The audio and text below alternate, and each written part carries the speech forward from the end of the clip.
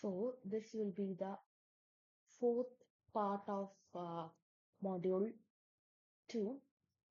ഈ പാർട്ടിൽ നമ്മൾ പ്രൈമറി മാർക്കറ്റ് ആയിട്ട് റിലേറ്റഡ് ആയിട്ടുള്ള കുറച്ച് ടേംസിനെ കുറിച്ചാണ് പഠിക്കാൻ പോകുന്നത്. This is absolutely new thing for you. അപ്പോൾ ഇതിനെ കുറിച്ച് എന്തായാലും അറിഞ്ഞിരിക്കണം. First one is ASBA.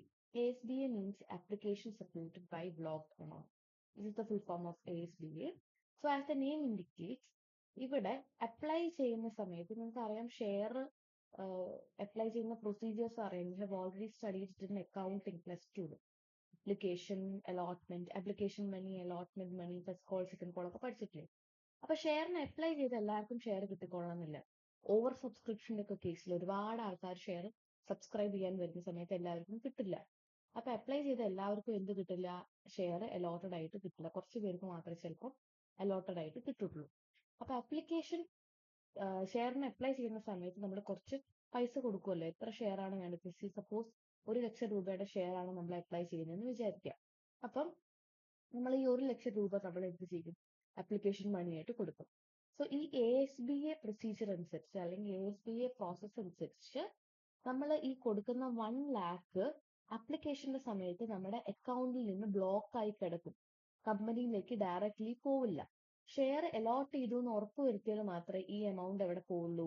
അലോട്ട്മെന്റിന് സമയത്ത് നമ്മുടെ അക്കൗണ്ടിൽ നിന്നും പോവുള്ളൂ. So it is an automated payment system introduced by SEBI that exempts investors from making full advance payment and let the amount to be retained in bank accounts till the completion of allotment. Allotment കഴിയുന്നവരെ ഈ 1,00,000 രൂപ അയാളുടെ ബാങ്കിൽ അക്കൗണ്ടിൽ തന്നെ കിടക്കും. പക്ഷെ അത് വേറെ ഒന്നും നമുക്ക് യൂസ് ചെയ്യാൻ പറ്റില്ല. അത് മാറ്റിക്കിടക്കും. എന്നാൽ കമ്പനിയുടെ അല്ലെങ്കിൽ സ്റ്റോക്ക് മാർക്കറ്റിന്റെ അക്കൗണ്ടിലേക്ക് അത് പോവുകയും ഇല്ല. So applying through ASBA as an investor enables money to be deducted from bank account only if your application is chosen for allotment.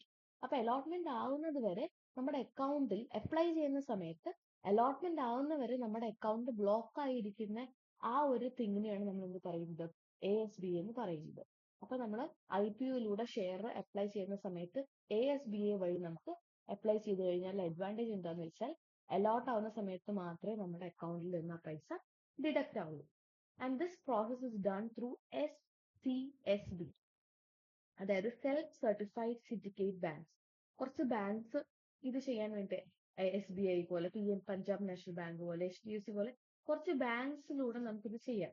അപ്പൊ നമ്മൾ ഈ ബാങ്കിന്റെ ഹെൽപ്പോട് കൂടിയിട്ടാണ് ഇത് ചെയ്യുന്നത്. ASBA സർവീസസ് ഈ ബാങ്ക്സ് ഒക്കെ കസ്റ്റമേഴ്സിന് ചെയ്തു കൊടുക്കുന്നുണ്ട്. And the money from the application is temporarily blocked ആയിട്ടിരിക്കും. ആൻഡ് ഇതിൽ ആ പൈസയുടെ മേലുള്ള ഇൻട്രസ്റ്റ് നിങ്ങൾക്ക് കിട്ടും. അത് വേറെ ഒന്നും യൂസ് ചെയ്യാൻ പറ്റില്ല എന്ന് മാത്രമേ ഉള്ളൂ. This system does away with the refund process. Main advantage എന്ന് പറഞ്ഞാൽ റീഫണ്ട് സാധാരണ ടൈം എടുക്കും. റീഫണ്ട് പ്രോസസ്സ് അത് റെഡ്യൂസ് ചെയ്യും. ഇതാണ് ഈ ASBA പ്രോസസ്സിന്റെ മെയിൻ ആയിട്ടുള്ള അഡ്വാൻറ്റേജ്. ഇമ്പോർട്ടൻസ് നമുക്കറിയാം. ഇമ്പോർട്ടൻസ് ഓർ അഡ്വാൻറ്റേജ്: മണി അവിടെ തന്നെ ബാങ്ക് അക്കൗണ്ടിൽ തന്നെ കിടക്കും. ഇൻട്രസ്റ്റ് നഷ്ടപ്പെടില്ല. മണി ഒരു സെക്യൂർഡ് ആയിട്ടിരിക്കും. റീഫണ്ടിന്റെ സമയം എടുക്കില്ല. Simple to operate and absent of intermediaries. ഒരു ബാങ്ക് മാത്രമേ അവിടെ ഇന്റർമീഡിയറി ആയിട്ടുള്ളൂ. വേറെ ഒരുപാട് ഇന്റർമീഡിയറീസ് ഒന്നും ഇല്ല. സ്റ്റെപ്സ് എന്താന്ന് വെച്ചാൽ നമ്മൾ എന്ത് ചെയ്യും? ASBA-യിലൂടെ നമുക്ക് ഷെയർ അപ്ലൈ ചെയ്യണമെങ്കിൽ first submit ASBA application form. Investors have to submit form to SCSB. ഈ ബാങ്ക്സിന് നമ്മൾ എന്ത് ചെയ്യും? ആപ്ലിക്കേഷൻ ഫോം, കുറെ ഡീറ്റെയിൽസ്, പാൻ നമ്പർ, നമ്മുടെ പേര്, ഡിമാറ്റ് അക്കൗണ്ട്, പൈസ എന്നുള്ള കാര്യങ്ങൾ വെച്ചിട്ട് നമ്മൾ ASBA ഫോം കൊടുക്കും. പിന്നെ next instruction will be given to the concerned bank to block the amount. And പിന്നെ നമ്മൾ കാര്യങ്ങളൊക്കെ അപ്ലോഡ് ചെയ്യും. ബാങ്ക് എന്ത് ചെയ്യും? ബാങ്ക് നമ്മുടെ ഡീറ്റെയിൽസും കാര്യങ്ങളും അപ്ലോഡ് ചെയ്യും, എമൗണ്ട് ബ്ലോക്ക് ചെയ്യും. എല്ലാം പ്രോസസ് കറക്റ്റ് ആയിട്ട് ട്രാൻസ്പെറന്റ് ആയിട്ട് നടക്കുന്നു എന്ന് ഉറപ്പുവരുത്തും. So this is all about ASBA or application supported by blocked amount. പുതിയ ടേമാണ്. ASBA എന്ന് പറഞ്ഞാൽ ഒന്നുമില്ല. അപ്ലൈ ചെയ്യുന്ന സമയത്ത്, ഷെയറിന് അപ്ലൈ ചെയ്യുന്ന സമയത്ത് നമ്മുടെ അക്കൗണ്ടിൽ നിന്ന് ഫുൾ എമൗണ്ട് പോവാതെ എന്ത് ചെയ്ത് ടെമ്പററി ആയിട്ട് ബ്ലോക്ക് ആയി കിടക്കുക മാത്രം ചെയ്യും. അത് ഷെയർ അലോട്ട് ചെയ്യുന്ന സമയത്ത് മാത്രം അത് എന്താവും? ആ എമൗണ്ട് നമ്മുടെ ബാങ്ക് അക്കൗണ്ടിൽ നിന്ന് റെഡ്യൂസ് ആവും. And the second term related to the primary market is green shoe option. So this is an over allotment option. In the context of IPO, Greenshoe option means it is a provision in an underwriting agreement that grants the underwriter the right to sell investors more shares than initially planned by the issuer if the demand for a security issue proves higher than expected. അതായത് നമ്മൾ എഴുതി കൊടുക്കുമല്ലോ, നമുക്ക് ഇത്ര share വേണം, 100 share വേണം, suppose നമ്മൾ എഴുതി കൊടുക്കും. പക്ഷെ ഗ്രീൻഷൂ ഓപ്ഷനിലൂടെ നമ്മൾ പോയി കഴിഞ്ഞാൽ നമുക്ക് വേണമെങ്കിൽ 100ന് പുറമെ 110 ഷെയറോ 120 ഷെയറോ വാങ്ങിക്കാം.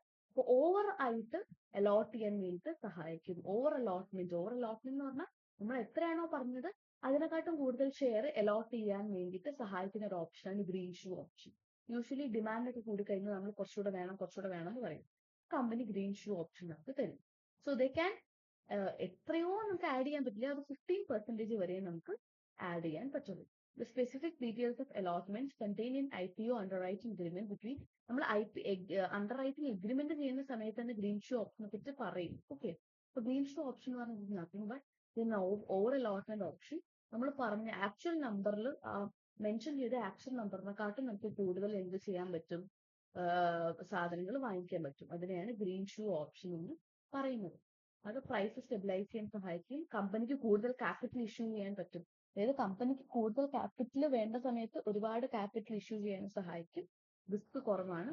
And maximum amount to be received in case of further allotment. അതായത് ഒരുപാട് എമൗണ്ട് നമുക്ക് ഫർദർ അലോട്ട്മെന്റിലൂടെ സ്വരൂപിക്കാൻ പറ്റും. പക്ഷെ ലിമിറ്റ് ഉണ്ട്, 15% വരെ നമുക്ക് എന്ത് ചെയ്യാൻ പറ്റുള്ളൂ, കമ്പനിക്ക് ആഡ് ചെയ്യാൻ പറ്റത്തുള്ളൂ. So the step of greenshoe option is, നമ്മൾ ആദ്യം ഇതൊക്കെ ലീഡ് മാനേജേഴ്സിന്റെ സഹായത്തോടു കൂടിയാണ് നമ്മൾ ചെയ്യുന്നത്. Appointment of lead managers. പിന്നെ നമ്മൾ ഒരു എഗ്രിമെന്റ് വെക്കും, എഗ്രിമെന്റ് സ്റ്റെബിലൈസിംഗ് ഏജന്റ്. എഗ്രിമെന്റ് വെക്കുമ്പം 15% മേലെ പോവില്ല എന്നുള്ള ഉറപ്പ് വരുത്തണം. Pro rata allotment. In case of over subscription allocation of shares will be based on pro rata. അതായത് പ്രപ്പോസൽ അനുസരിച്ച് ഗ്രീൻഷൂ ഓപ്ഷൻ ബാങ്ക് അക്കൗണ്ട് ഓപ്പൺ ചെയ്യും. ഷെയർസ് എന്ത് ചെയ്യും, ഒരുപാട് ഷെയർ ഉണ്ടെങ്കിൽ 2 ദിവസത്തിനിടയിൽ അത് റിട്ടേൺ ചെയ്യും. ടൈമിങ്ങും ക്വാണ്ടിറ്റിയും കൂടെ ഫിക്സ് ചെയ്യും. And transfer of surplus funds to investor. So these are the steps to have greenshoe option. Greenshoe option എന്ന് പറഞ്ഞാൽ നത്തിങ് ബട്ട് ഒരു ഓവർ അലോട്ട്മെന്റ് ഓപ്ഷൻ ആണ്. ആക്ച്വൽ എമൗണ്ടിനെക്കാട്ടും കുറച്ചും കൂടെ അധികം വാങ്ങിക്കുന്നതിനെയാണ് നമ്മൾ ഗ്രീൻഷൂ ഓപ്ഷൻ എന്ന് പറയുന്നത്. Okay, these are the basic new terms related to primary market, AFBE and greenshoe option. ഇനി നമുക്ക് പ്രൈമറി മാർക്കറ്റിന്റെ പ്രസന്റ് സെനേറിയോയും കൂടെ ഒന്ന് ജസ്റ്റ് പെട്ടെന്ന് പറഞ്ഞു പോകാം. ഇപ്പൊ പ്രൈമറി മാർക്കറ്റിൽ എന്തൊക്കെ പുതിയ ഡെവലപ്മെന്റ്സ് ആണ് വന്നിട്ടുള്ളത് എന്നാണ് present scenario of primary market. IPO activity വളരെ കൂടി. പണ്ടത്തെ അനുസരിച്ച് ഇനീഷ്യൽ പബ്ലിക് ഓഫറിംഗ് ആക്ടിവിറ്റി കൂടി. പ്രൈവറ്റ് പ്ലേസ്മെന്റ് ആൻഡ് റൈറ്റ് ഇഷ്യൂന്റെ ഇമ്പോർട്ടൻസും കൂടി. അതുപോലെ തന്നെ ഇതൊക്കെ എന്താന്ന് നിങ്ങൾക്ക് ടേംസ് എന്താണെന്ന് അറിയാം, ഓൾറെഡി പറഞ്ഞ കാര്യമായതുകൊണ്ടാണ് വീണ്ടും എക്സ്പ്ലെയിൻ ചെയ്യാത്തത്. Investor participation. പണ്ട് സ്റ്റോക്ക് മാർക്കറ്റിൽ പാർട്ടിസിപ്പേറ്റ് ചെയ്യുന്ന ഇൻവെസ്റ്റേഴ്സിന്റെ എണ്ണം വളരെ കുറവായിരുന്നു. ഇപ്പം അത് പ്രത്യേകിച്ച് കോവിഡിന് ശേഷം കൂടി എക്കോണമി നല്ല റിക്കവർ ചെയ്യാൻ തുടങ്ങി.